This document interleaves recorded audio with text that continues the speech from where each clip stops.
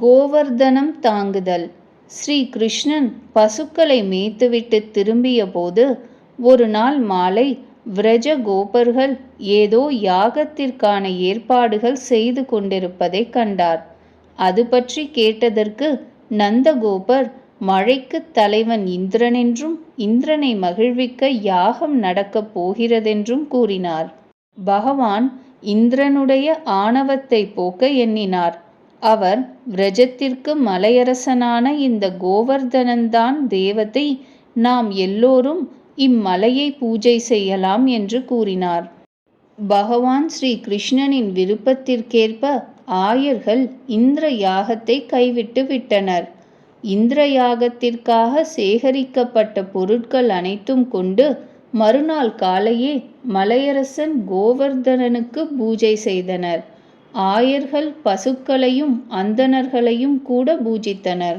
ஸ்ரீ கிருஷ்ண பகவான் வேறொரு பெரிய உருவத்துடன் மலையின் மீது தோன்றினார். அந்த உருவத்தின் மூலம் ஆயர்களால் சமர்ப்பிக்கப்பட்ட நிவேதன பொருட்களை நன்றாக சாப்பிடத் தொடங்கினார். இவ்வளவு பெரிய தேவதையின் காட்சியை நேரடியாக கண்ட ஆயர்களுக்கு மிகுந்த மகிழ்ச்சி உண்டாயிற்று. அவர்கள் பூஜை செய்துவிட்டு கோவர்தன மலையை வலம் வந்து பின் தத்தம் வீடுகளுக்கு திரும்பி வந்தனர்.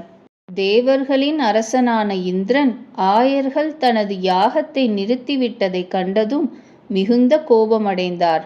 அவர் பிரளயத்தைப் போல உலகத்தையே மூழ்கடிக்கச் செய்யும் பெருமழை பெய்து விரஜம் முழுவதையும் அடித்துச் செல்லுமாறு மேகங்களுக்கு ஆணையிட்டார்.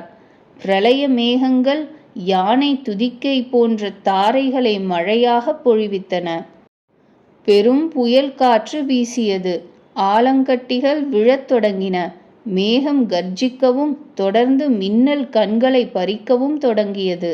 இந்திரன் தானே தனது ஐராவதம் எனும் யானையின் மீது ஏறி அமர்ந்து வஜ்ராயுதத்தை வீசலானார்.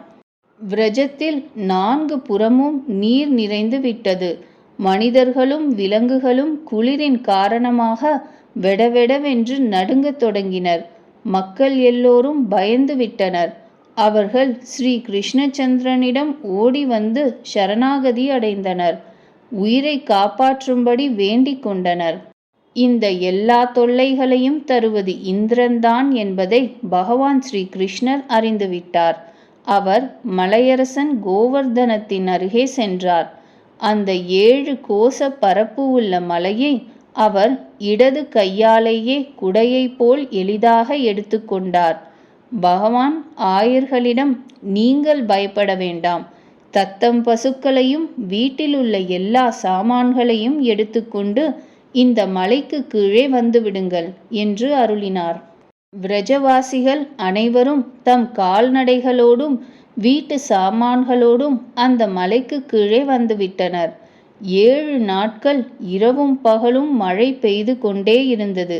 ஆலங்கட்டியும் விழுந்து கொண்டே இருந்தது. அந்த 7 நாட்கள் இரவும் பகலும் சிறிதும் அசையாமல் பகவான் ஸ்ரீ கிருஷ்ணன் தன் இடது கையின் சுண்டு விரலின் மீது அந்த மலையை தூக்கியபடி நின்றார். இடிகள் விழுந்தவாறு இருந்தன.